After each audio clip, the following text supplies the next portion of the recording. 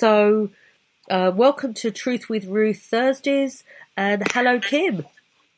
Hello, Ruth. Thank you so much for having me on your show today. It's a real honor. Yes, it's a pleasure. Well, we do have a lot of listeners that listen from all over the world, and they don't know what you do, and I have not introduced you properly because I wanted you to do that. So, would you describe what you do, Kim, and why it's of such benefit to our world? I help people who are going through divorce. And divorce, we have this idea that divorce is all about pain and conflict and misery and trauma. And we think divorce is the absolute worst thing we can do for our children. But I actually help people move from that space of fear, of conflict and trauma, to being able to develop a communication plan and move into lives of joy and abundance for them and their children. And so it's much more cost effective than fighting in court. And at the end of the day, your children benefit from what you're doing. Wow. And how do you do that? Why are you so different? Because I know that you have a heartfelt, a somewhat spiritual approach to everything you do, as well as being a trained legal representative of our world. Well, my background is quite, I've done lots of different things. So my formal training, I'm actually a lawyer and even have a master's degree in law. And I've taken some training in counseling. I do collaborative dispute resolution. I was an adult educator at one stage in my life. And I'm a judo coach. And judo, I practiced judo as a child. And judo means the gentle way. And I really, really got into that whole approach. And the two main principles of judo are maximum efficiency with minimum effort. And the second one is mutual welfare and benefit. So it's all about helping everyone and doing so efficiently and cost effectively. And so it's these, and I've traveled the world, and so it's a really different perspective, and I can see conceptually how we can transform the paradigm of divorce. Wow. So if you can't get through to somebody, do you pick them up over your shoulder and throw them on the floor? Well, that could. I haven't tried that. I know, right? Yeah. You will listen to me, or I'm a black belt. So do you what belt do you carry, or does that not matter anyway? Well, I have a brown belt. I walked away from judo for 25 years, and I have never bothered to work to become a shodan. But that's something that's on my bucket list, shall we say? Lovely. It's funny, I did judo as a kid, but honestly, one of the reasons I think I did judo was so that my sister could use me as a decoy and an excuse to go off to the town that we lived in and go meet boys. And so I was the one that was getting thrown all over the place while she was off having a wonderful time, smoking cigarettes, drink way under her age limit, and meeting boys. That's so funny. And what did you think of judo? I actually liked it. Yeah. Apart from the fact that I couldn't believe that I was this little girl throwing great big men over my shoulder. Well, I know, I had an experience about, it's close to 30 years ago now, and I'd been away from judo at that point for close to 10 years. And I was in a community where there was a jiu-jitsu club practicing, a small town, and I went and worked out with them. And I was doing randori with this man who outweighed me by 100 pounds.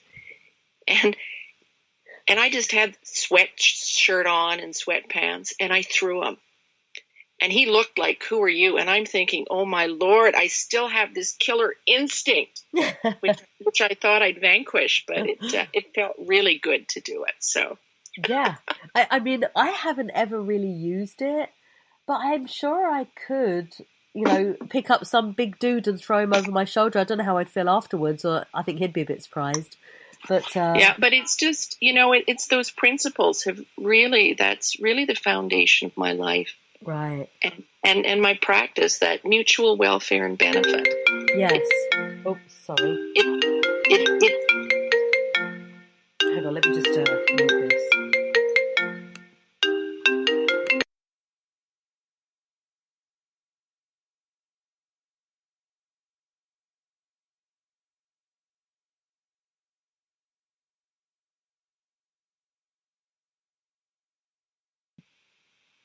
Okay. There was that little interruption there with a phone call that came in, and I don't know what you do to stop the phone coming in on your computer. Sorry, everybody. So if you heard that phone call, that was nothing to do with Kim. It was my end. Okay, Kim. So let's come back to you. I apologise for that. That's okay. But I mean, so my whole practice is shaped by what I learned as a child in judo, really.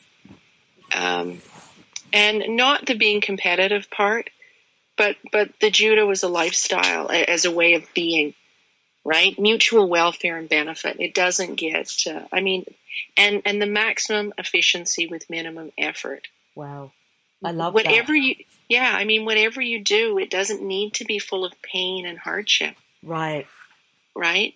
And so that's what I bring to my practice, working with people who divorce. And I mean, I practiced family law, and I saw people who, fighting over spices and towels, and it was actually heartbreaking, and fighting and knowing they had children. And then my marriage, I ended up realizing, wasn't very healthy. Right. And it took a long time for me actually to even acknowledge that. Because I didn't want to see it. When I married, I thought I had married for life. So it was a really tough space to be. But I was able to, and I guess the other thing I learned from practicing law, I had done some child protection work. And child protection is the type of legal work when the government steps in and takes children away from their parents because of fears for their safety. And doing that, I learned that children love their parents no matter what. Right. It doesn't matter what the parents do. Those children will always, always love both parents so very, very much. So when it came time for me struggling with what was I going to do in my personal situation, I mean, my family, we were a train wreck. Right. And I remember my former spouse is allergic to cats. And our son desperately wanted a cat. And we would sometimes go to the local animal shelter, and we would look at cats. And one time when he was about 6, we were at the shelter, and there was this kitten he really, really liked. And he said to me, "Oh, Mom, can we take him home?" And I said, "But honey, your dad is allergic." And my son's response was, "Well, we can get a new dad." Oh, wow. And I didn't see it at the time for what it was. I just discounted it as, oh, this is really cute and funny. But it was actually a cry for help. Yes. And the other ways he was demonstrating his behavior, he was completely out of control. Yeah.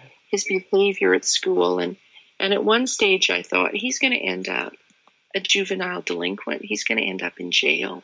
Right. And I was looking outside. I wasn't looking at the family. It was, let's get a diagnosis for whatever the problem is. And that conversation about the kitten was more than 10 years ago. Wow. And now my son he's a really wonderful human being. And, his teachers, like his homeroom teacher described him as a real gem to me. Yeah. And he participates, and he's happy, and he's found things he does well, and there's no more behavioral issues. Right. And it was the distress that conflict in our house was causing him. And it wasn't, my former spouse and I didn't fight. but Right. we It did was the not bring out the best in undertones. each other. Yeah. So there was so much tension. Yeah. But so I couldn't see it, but I knew when I started to explore what our options would be, and I started thinking about maybe it's better to end this relationship. The one thing that I really kept in my mind was children love their parents no matter what. And I did know on an intellectual level that conflict really harmed children because I had done the reading. Yeah. And I had seen it through my work, but I didn't see it in my home. Wow. And so it was an incredibly difficult journey, but it's one I made. And the other thing, so when I finally got to a point in time where, and I was in such a state personally, Yes. that I wasn't prepared to do anything to benefit me. Right. Right? I just felt completely beaten down, and life was, I had to keep it together professionally. Right. I had my own law practice at the time, but in reality, I wasn't healthy. Yeah. It was tough, and it was an event involving my former spouse and our children that made me realize, yeah, I really had to end the marriage, and I wasn't prepared to turn it into a fight. Right. But my former spouse, his religion, he believed we were married for life. So people look at me now, and usually how I talk about my situation, I'm sure because I'm happy now and well-adjusted, and I'm sure most people think, well, it was easy for her. They must have got along. Well, we didn't. Right. It could have been a really big fight. Yeah. And it wasn't. Well, so I've got a few things to talk to you about this. One is, first comment I would make to you, and then I'd love to share with you some of my experiences, because I actually feel that we're talking for lots and lots of reasons. Not only is this going to be helpful to listeners, but actually I already feel like I'm getting so much out of it because I don't go around telling my story very often. And I have quite a big backstory that involves the world that you're talking about. But first, do you feel that your personal experience made a huge difference? Because you're not just coming at it as a divorce attorney or as a family therapist and healer because of what you've read. You're also coming at it because you've unfortunately experienced some of the personal pain and challenge of that. You're on a personal level. You've experienced it. So who better to help somebody across that challenging river of life than someone who's crossed it themselves? And that's exactly why I'm doing this. I'm all about children, right, and children having the best lives possible. They deserve our love. They deserve our support. And when we get caught up in divorce and fighting, we're not giving it to them. And I just, like, my heart, when I think of my son, who I've described already, and then my daughter was younger, and when we were married, she would just cling to me. We would, I'd take her to educational things. She literally, I used to call her a limpet. right, And now she's very outgoing, happy 12-year-old. right. And it's their transformation makes me believe, wouldn't it be so very awesome for other children to have a similar experience? Yes. And I mean, it's my personal experience, but and my conceptual brain in terms of being able to analyze the legal system and go, really? So, I mean, I understand how the legal system draws a wedge between people. It's adversarial. And I also understand and have experienced how you can play within that system and take control to turn it into something that works for you. But it's because I've personally experienced it, and I feel people's pain and the pain of their children. And I know children don't have the words to express their pain. Yes. Well, I think it's hard for adults to even express their pain.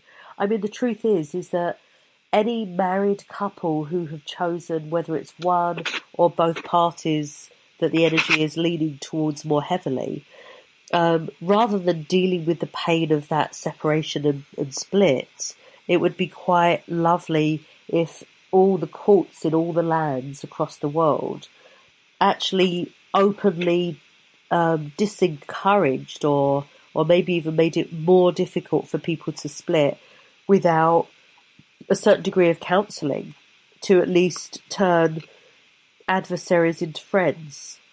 Well, I think really what people need to internalize is the fact that children love their parents no matter what. And you're the parent, you're the adult. Like, there were times when I just had to tell myself, suck it up, Kim, right? Yeah. When I didn't even want to look at my spouse, suck it up, he's their dad. And when we first split up, it wasn't this all or nothing approach. It was, he came to the house and parented them in the house. Right. And quite often I was there in my office. But what it did was it gave him the space to know that he was still part of our family, even though he wasn't living there. Right. Right? So it created a different dynamic. And if I hadn't truly believed in my heart and all my cells that children love both their parents no matter what, I wouldn't have been able to do that. Right. Yes, it's a great lesson. And I know that for anybody listening that is about to step into that world or is considering it or contemplating it or struggling with it, that will be good advice for them to follow that example of yours. Because when it doesn't work, oh boy, does it not work. Well, and the other thing that happens when anyone goes through divorce is you feel like a failure. Right. Right? It's till death do us part. And then when that doesn't happen, the incredible shame and those feelings of failure, it's almost crippling. Yeah. And what often happens is we give up our power. Right. Right? Any other major life transition, it's the people involved who are in control. I mean, think of your marriage. It wasn't the priest telling you what date you would get married and what you had to wear. Right. When a family member dies, it isn't the funeral director saying, well, you must have an oak casket, right, or you must be cremated. Yes. And we treat divorce, and same with birth, right? Yeah. But we treat divorce differently because we feel the shame, and nobody acknowledges that. And I think what it is, we have this notion we're supposed to feel happy that we're divorced or very sad, but we don't openly acknowledge that it is the death of a relationship and that we need to grieve. Yes, I agree. Right? Even if the relationship was incredibly horrible, you still need to grieve the dream. Yes. Yes, because sometimes it's actually the vision that you held about how that it's actually the death of the marriage. The marriage is the victim, and if everybody surrounded that marriage or the death of it with the love and the consideration, then there would be no victim. There would just be a new paradigm. Exactly, and then it's easier to move forward so much faster. But Yes. But you've just said it so beautifully, Ruth. Yeah. Well, I understand this subject more than I would have cared to admit, because I had probably one of the most adversarial divorces I've ever run across, and I've helped so many people with theirs. Mm-hmm. But there really wasn't an arm to reach out to help me with mine, because I was stepping into it from a somewhat spiritual perspective. And there wasn't, at that time, because it was over 20 years ago, there wasn't a great deal of options. It was all very cut and dried. You went to courts, you dealt with attorneys. There wasn't as many choices. I'd like to think, like there's lots of choices to have babies these days. Yeah. Well, I mean, what we tend to forget with marriage and divorce is, I mean, 100 years ago, how you had to get divorced was you had to get your member of parliament, so your elected government representative, to introduce a private member's bill that had to be passed through the two houses of government before you could be divorced. Wow. So, because I've looked at them at the law library. I've read the old bills, so they still exist, so that's shame. So when we introduced the court process, it's based on the commercial model. Right. It's based on this notion that this is a rational transaction where feelings aren't attached. Yeah. Wow, how crazy. That is kind of crazy, isn't it? Because it's like a business transaction that hasn't worked so well, and then everything's all about negotiating. But there's children and feelings and a lifetime involved. Well, and the whole thing, the courts are not designed to deal with feelings. I remember a family law client I had, and people share their stories with me that they don't tell anyone else. And I had to say to her, do you have an employee assistance program through work? And she said, well, yes, I do. And I said, it would be much more cost effective for you to go to your employee assistance program than sharing this information with me. Wow. Because I was having to charge her. Right. But people need to heal. People need to share those stories. And so that's part of what I do. I make sure people are legally doing what needs to be done in terms of the spirit and intent of the act, right? And the best interests of the children. But they have space to share their stories and to create a new reality. Yes. Gosh, this is so important. In a few minutes, we're going to take a break and we're going to come back and share some more of your stories and also tap into some of where I've been too. Because I always think it's important for the listeners to know that we're not coming just from a place of books and learnings and wisdom. We're also coming from a place of life experience. And so, Kim, just before we go to a break, how do people get a hold of you to experience your extraordinary gifts that you share with all your expertise and your heart? So my website is www.fullcircledivorce.com, and Full Circle Divorce is all one word, spelt normal spelling. Okay. Is that the best way to get you? What about if they need to email you or call you? I can be reached at kim@fullcircledivorce.com. And my phone number, I'm in Canada, is 306-552-5467. Lovely. That's just wonderful. So, folks, those who are listening and those who are in the chat room, it's Truth with Ruth Thursdays. I've got the fantastic Kim Korven with Full Circle Divorce. She's a specialist on helping families to resolve things with peace and with love. And we are going to have Kim right back to tell us some of the wonderful stories, things that have worked better because of her work, how she's touched lives, how she's helped transform a story. We kind of want to have some warm, fuzzy, feel-good stories, Kim, if that's okay. So, okay. So we're gonna take a break and also some of the stories where you couldn't reach people, where perhaps it didn't work, and why it couldn't work. Maybe because they got in the way. But let's have like that mixed spectrum when we come back. So everybody, we're going to take a break. This is Truth with Ruth Thursdays.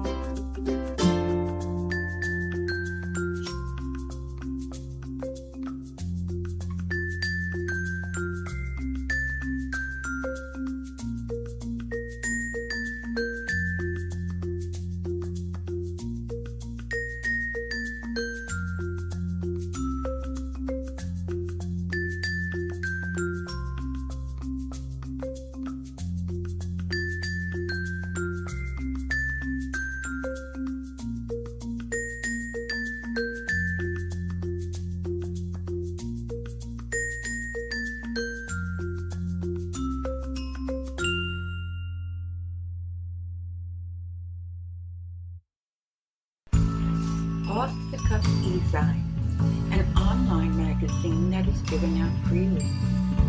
The wide range of promotional is unlimited. We take pride in bringing it all together for you. And we recognize that it is hard to reach a lot of people by just having a website, or even those writers that do not have the means to advertise or have a website. This website will provide its free services of advertising and giving others a platform to share their experiences, skills, and ability. For we believe that it is through others we learn not only of others but of ourselves as well. So, if you need a chat room to hold sessions, we can provide that with audio and video for classes, workshops, or just single sessions. Contact us to see what we can provide with our special features and promotional experience. And it is all free. Yes, free. Join us and meet other like-minded people, because that is what makes OTC the place to be. OffTheCuffEZine.com.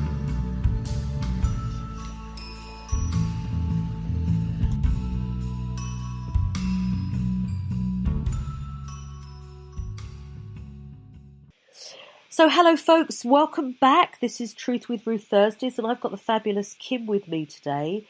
She's talking about peaceful resolutions and peaceful conclusions for divorce-related subjects. Of course, Kim doesn't just do divorce situations. Perhaps she can help a couple stay together. Perhaps she can help a family overcome some difficulties, because you do that as well, don't you, Kim? I do. I mean, I'm all about, my focus is primarily on the children. Right. So I'm not married to divorce as an outcome. Right. Yeah, that would be a really strange marriage. Hey, I'm married to divorce. But I think people tend to see the word divorce, and it's the big D. Yeah. And because of the shame that's associated with that, people tend to shy away from it. But I mean, it's actually to explore. You know, it's really what I do is an SOS, a save or separate, or stay or separate. Right. Right? Stay or separate. Yes. Helping people find that space, women especially, to figure out, do I want to work on my marriage or not? And sometimes it's just the information and having somebody who can listen. Because I remember when I was thinking about, do I stay or separate, there was no one to talk to, and it was that feeling alone. Yeah. Was so very, very difficult. Yes. There's so many aspects of that in our world, isn't there? Because I know, this show has got a spiritual base. All the shows on OTC radio, on Off the Cuff radio, and e-Zine magazine have a real spiritual base. And, life is all about being a spirit, having a human experience. So there's far more to us than meets the eye. But so everything we do here has got a spiritual, heartfelt basis for it to make life a bit more beautiful. It's always about making it a little bit more beautiful, a little bit more bearable, a bit more than just that which meets the eye. It's not just about waking up and going to work. And let's face it, Kim, I don't think very many people at all in the whole, I don't know what the percentage is, you would probably know this with your work, but I'm quite certain that very few people actually walk down an aisle and think, yeah, I'm going to divorce him or her. Can't wait. If that was what we thought, we wouldn't feel the pain. Right. At the endings. Most of us, we marry thinking it's going to last forever. Yes, that's usually the intention. But of course, some of us marry young. Sometimes life circumstance changes, and who you're married to can change. And there are a million reasons why things just do not continue to work. And, and usually, well, not usually, always, in any relationship, each person is 100% responsible for the health of that relationship. Right. There's no room for blame or shame. And so when I asked my my husband to move out, I remember carefully using the words, and it was from my heart, that we were not bringing out the best in each other. Yeah. And that our children deserved a better example from us. Right. Right? Because, and that helped to take the blame and shame out of it. And we tend to end up stuck in our little bubble, and we're not trained to move towards pain. When there's something painful, we tend to pull away and we look for blame and shame. Right. But it's so much more powerful and so much more life-giving to just accept it, to accept that this isn't meant to be anymore. Yeah. That we can serve our children far better apart. And when we get in this little bubble, I'd really like to encourage the listeners to reach out to me. Yeah. Because I know what it's about. And I know last summer I ran a women's group. We met once a week, and it was drop-in. So whoever showed up. And 1 week, everybody had a spouse with a mental health issue. And another week, everybody who showed up was separated, but for financial reasons was still sharing space with their spouse. And to see the synergies and just the shame melting away from the people who were there, it was just so incredible. Wow. Right? It was just transformational at the best level. And one thing I want to say is my whole goal in doing this is I actually want to transform the paradigm of divorce. Yes. How would you like to see it? I mean, if you were an alchemist, which of course we all are, and you were taking it from the metal of the structure of marriage and the way society has set it up, to the alchemy of it being this golden standard, regardless of what the outcome was, how would that look in your ideal world? Well, couples would treat the ending of a relationship as a death. Right. Right? And so they could openly grieve. They would accept that children love their parents no matter what. And with that comes a recognition that you may not like this person very much anymore, but you need to have some kind of a relationship with the other parent and be respectful about it. Right. Right? So that it doesn't have to be characterized by trauma and misery, so that the dominant experience is one of respect, one of lots of pain, because by its very nature, pain is central to divorce. So there's going to be pain, but it's like when somebody dies, you move to a different level of experience. Yeah. One that isn't conflict and trauma, but it's one where you can live in peace. So would you have ceremony where like you have a favorite pet and you bury it at the bottom of the garden, everybody says a prayer and says a special thing, and you make a special ceremony for it? Would you have ceremonial deaths of marriages that the whole family would gather and wish it the best and say thank you for how it lived and wish it well on its next part of its journey? I haven't been doing the ceremony per se, but I do write out a new normal agreement for couples, right, which talks about their old truth and their new truth, which performs a similar function. But I hadn't thought of it in terms of that ceremony, but that's very much what's part of it. Wow. Because, I'm looking at it and going, okay, because when I tell my story, I feel like, like a movie star story, really. 2 marriages. The first one ended in a very, very acrimonious divorce, and the second one ended in a death. And honestly, the one that ended in death was no easier than the one that ended in divorce. They were just really different, but both horribly challenging and part of the life story that allows me honestly to help other people. The second one, of course, came with lots of ceremony. The first one came with just challenge. Mm-hmm. And I mean, I look at my situation, and I mean, I didn't want to have anything to do with my husband at the end of our marriage, my first husband. And now here I am, earlier this week, picking him up at 3:35 in the morning as I'm taking my son and my former spouse was a chaperone on a school trip so that they could catch the plane.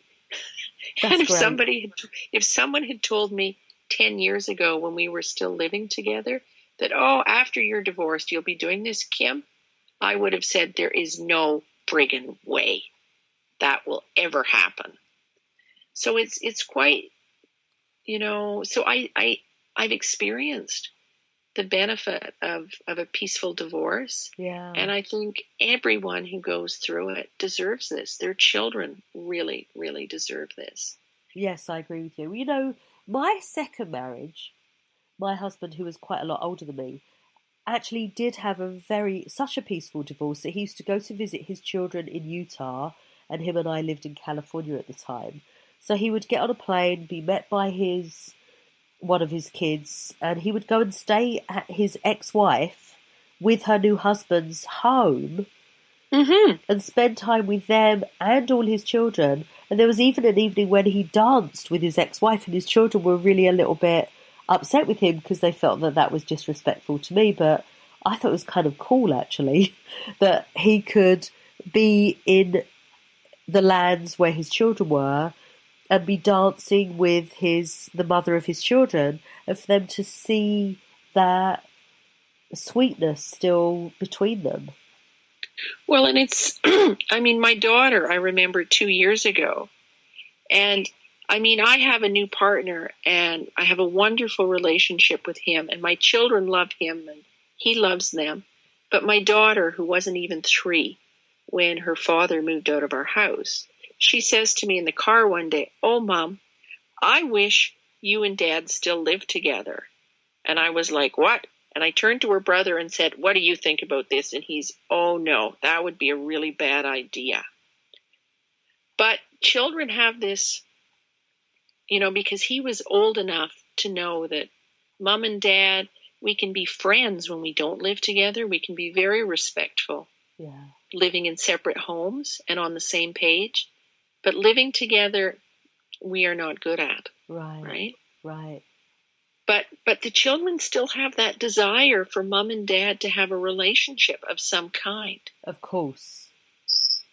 And because we're the first representatives as parents of those children of how the world is, aren't we? Mum is the representative of all the women of the world, and Dad is the representative of all the men in the world that they're going to meet and continue to meet.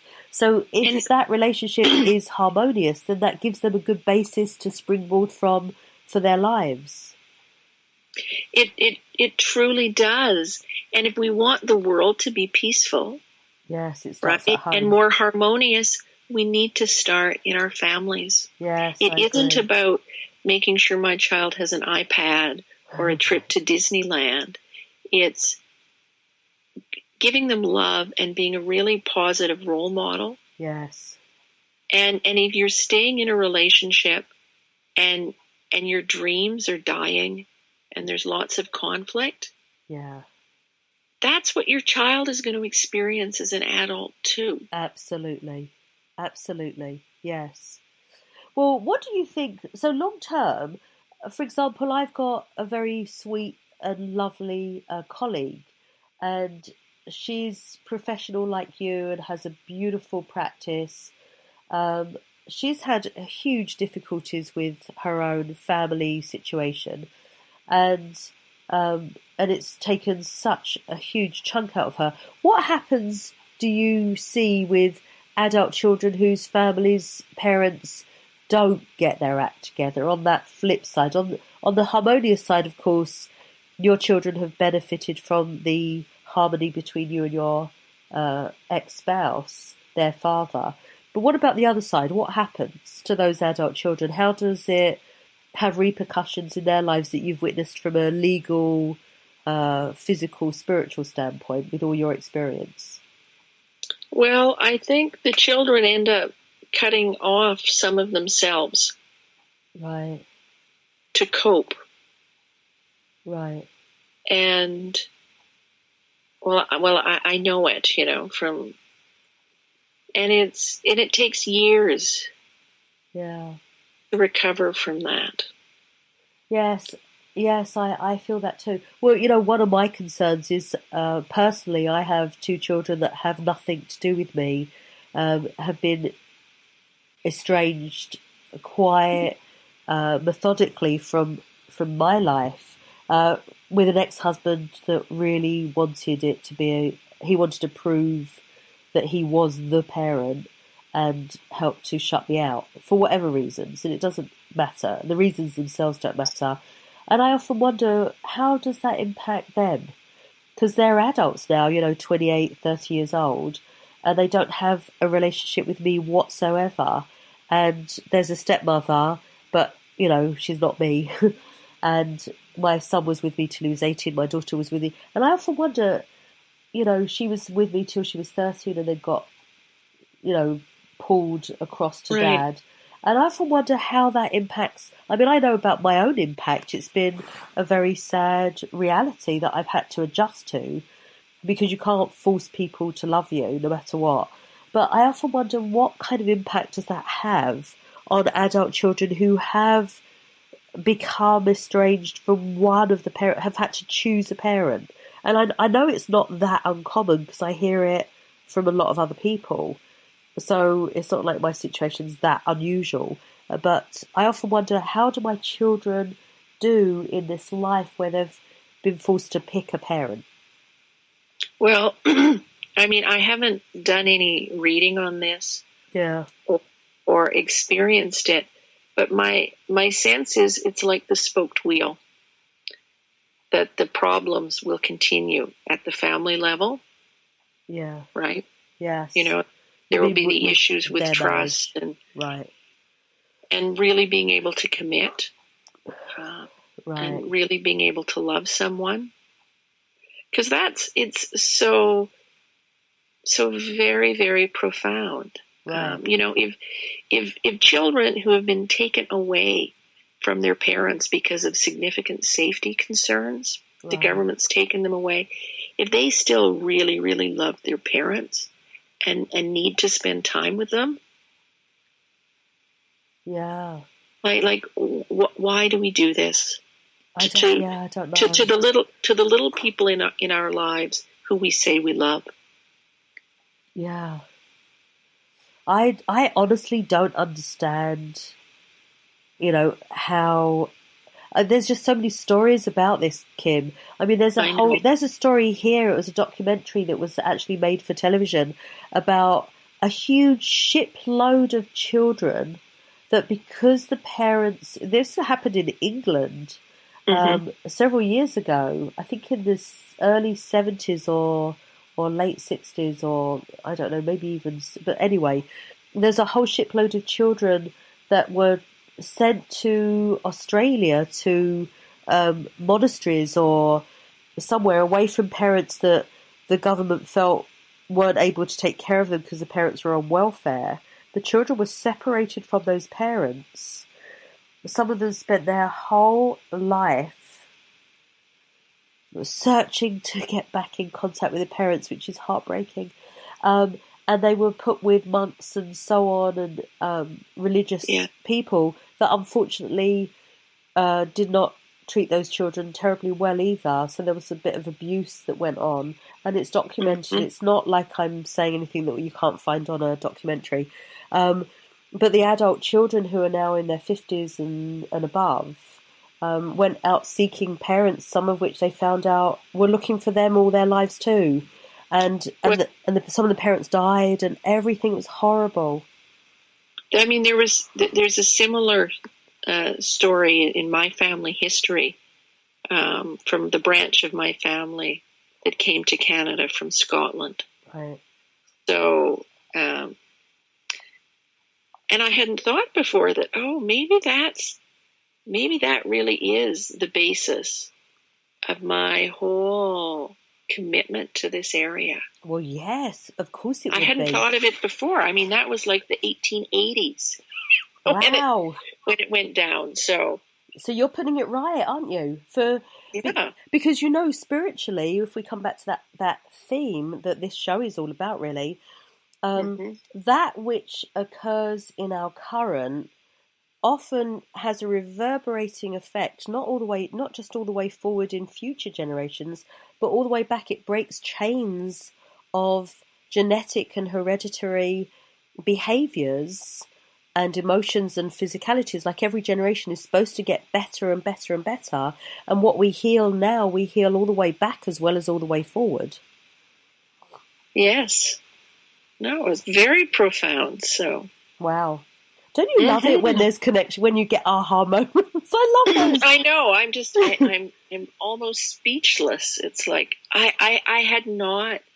And what actually happened, Ruth, was my great-great-grandmother ended up, my great-grandfather could remember the Northwest Mounted Police coming and taking his mother away because she was suffering mental illness. I mean, she was living in the middle of the prairies. She came from a city in Scotland in the early 1880s where there was no white people around. It had to have been, and her husband was away working a lot, it had to have been a really, really horrific time. Yes. And so she couldn't the children, so my great-great-grandpa, he went to work on the railroad, and he farmed the children out with different families in the district, and he never came back. Oh my goodness. And one of the children, as an adult, went to the mental hospital, and he found his mom, and she was fine. She was there working because, of course, there was nothing for her as a woman to come back to. Wow. She couldn't own the property, couldn't support her children.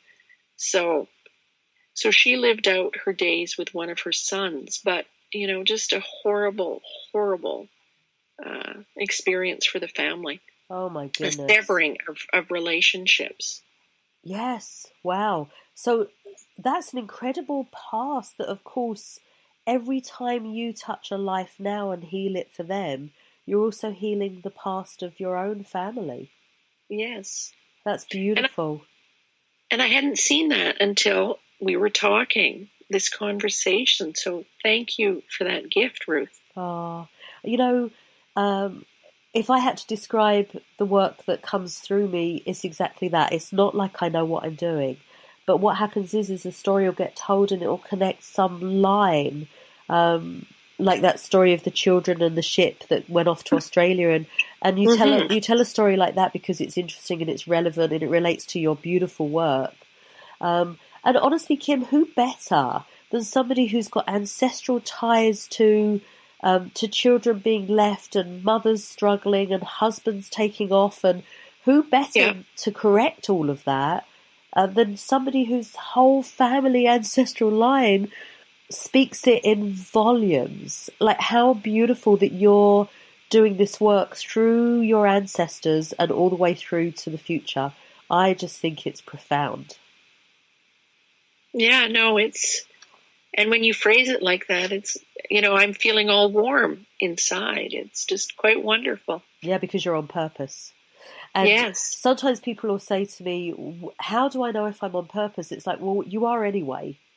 The question is, are you aware of what your purpose is? And sometimes we're not. And when we get to be so brought to awareness of our purpose, it does that. So, like, here you are sitting here with all that. It's like sitting embraced by the warmth of your soul purpose that you're so on. How fantastic. Our world deserves to have you as an advocate for them, because who better than someone who's doing it across the lines? And of course, when you do it for others, you have to understand that you're doing it across lines for them as well.